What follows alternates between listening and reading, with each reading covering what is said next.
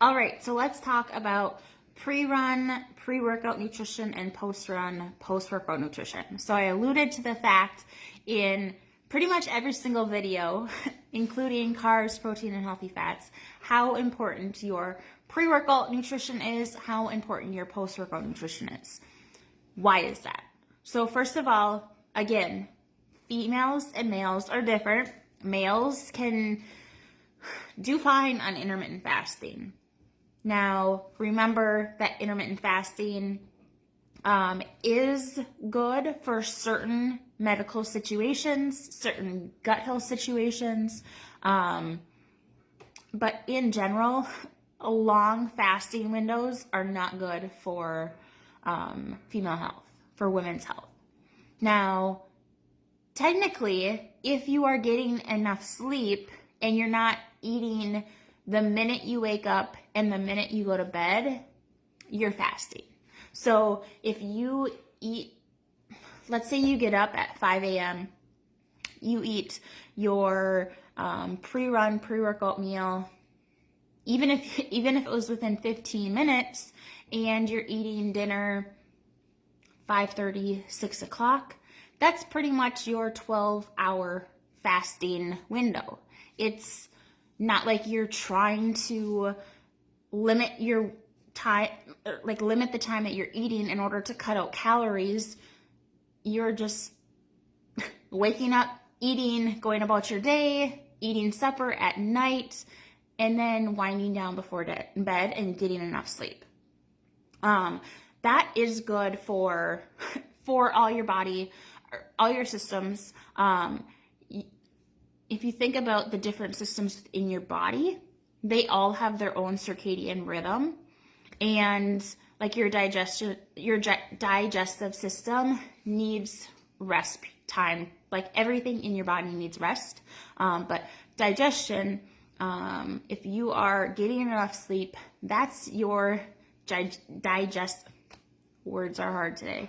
Digestive systems time to reset itself, to rest, and to really repair everything. Just like when you're sleeping, that's when you're getting the majority of your human growth hormone. That's when most of the recovery process is taking place.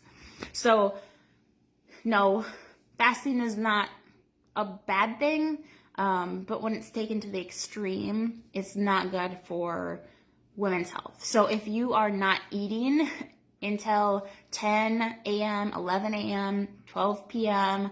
I've had some people that say they only drink coffee until 3 p.m., then they eat a big meal, then they eat dinner a couple hours later, and then they go ham on the pantry, on the sweets and everything, and they wonder why their nutrition is off, or why they have sugar cravings, or why they can't lose weight or whatever. Just look at what you're doing throughout your day in terms of nutrition. But in terms of when you're eating your meals and when you're allowing your body to rest in terms of sleep, technically you're fasting if you are getting enough sleep. But again, don't be waiting for hours upon hours after you're waking up in order to eat your first meal. That leads me to my first point about a pre-run, pre-workout meal. If you work out in the morning, if you don't, breakfast is extremely important. But both of these meals are important to have within the first hour of being awake. Because remember, we talked about just like the point of exercise to break your body down and build it back up, similar thing happens when you're sleeping. You are in a catabolic state. Your cortisol levels, which is one of your hormones, but cortisol is basically the stress level in your body. Cortisol is not a bad thing unless it is chronically high or chronically low. My situation is chronically high.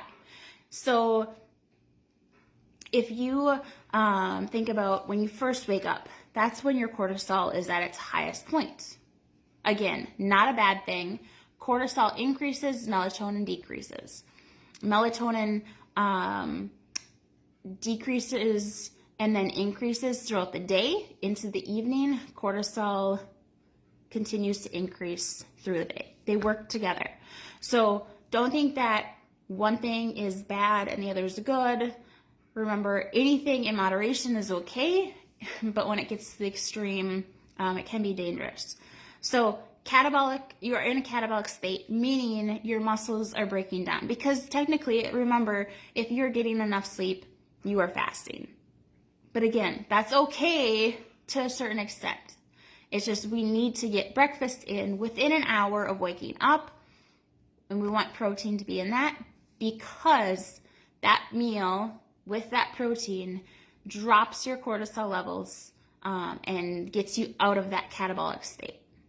That's extremely important. If, let's take the situation that you don't eat breakfast within an hour of waking up, you don't eat a meal before working out or before running in the morning, your cortisol levels are up here and they're going to continue to increase because exercise is stressful. Like, remember, again, the entire point of exercise, lifting weights, running, to break your body down and build it back up with nutrition, with food.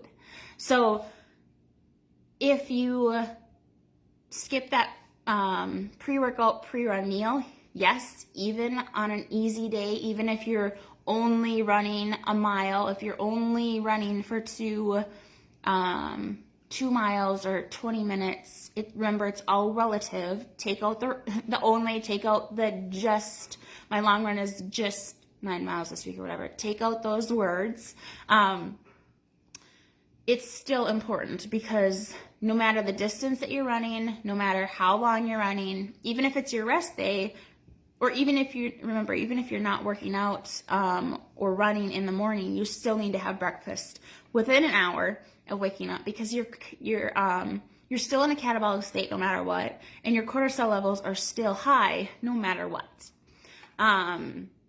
So that's one of the primary reasons to eat a pre-workout meal, to eat breakfast, but it's also extremely important for just an overall health standpoint. Now, in terms of training, having a pre-workout, a pre-run meal with protein in it is actually going to help boost your muscle adaptations by minimizing muscle breakdown, because you have some of that protein in your body already. And you also have some carbohydrates. And remember when we talked about carbs and protein, that if you don't have enough carbohydrates, sorry, a notification came up and I got sidetracked. If you don't have enough glycogen storage in your body looks for other fuel sources. Its next choice is muscle, and we don't want that. So getting that protein in your body for breakfast or a pre-workout, a pre-run meal is going to help with the recovery and the repair process after. But you also have some carbs in your body, so that you're ensuring that you're using the glycogen stores instead of your muscle.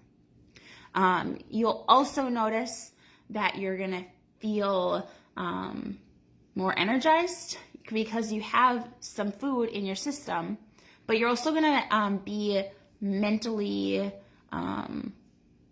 more mentally clear, because again, remember when we talked about healthy fats, if you don't have the carbohydrates, the fats, the protein in your system, if you're starving, if you don't have any fuel and your body is looking for an energy source, you're going to feel some of that brain fog. And that breakfast or that pre-run, that pre-workout meal is going to help with your mental clarity as well. Now, if you're not used to eating before running, before working out, don't worry. We just want to start you small, but we need to start you with something. So think about an egg, whether that's over easy, fried, maybe you just hard boil some eggs at the beginning of the week as part of your meal prep. Maybe think about like a slice of toast with some peanut butter on it, although we would want a little bit more protein in there. But as you allow your body to adjust and to just have something easy to digest, that would be a good option. banana with some peanut butter, or maybe even half a banana with some peanut butter if you're not used to eating beforehand. But we just want to start you small and increase over time. Your body will adjust. Think about training for a race on your long runs. You are training your body to accept food during your long run, during your hard workouts, so that when race day comes, you have a viable fueling and hydration option that your body is going to accept. And it's not going to cause any digestive issues or stomach issues. So it just takes time. I have worked with a lot of runners who have worked out fasted before. That's how I started. Once you know better, you do better, and you never go back. Or if you try to go back, you quickly realize why you never made the flip back to running fasted or working out fasted. I've had people who have had their nutrition off, and they decided to get back on track with nutrition or to lose some weight. They're going to cut out their pre-workout, pre-run meal as a way to push out their calories for the day or their macros or whatever. A lot of my clients don't count, but their nutrition for the day, that's an easy way to cut out some food. They quickly realize at the start of their run, at the beginning of their workout, why they don't do that, because they are completely drained.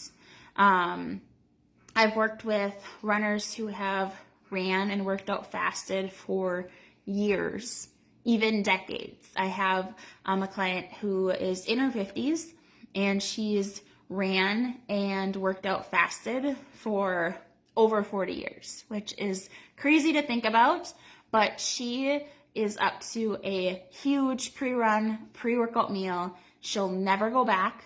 It did take her about 6 months to work up to that, but it's also because she had been running and working out fasted for so long. But she's also eating a ton of food beforehand now.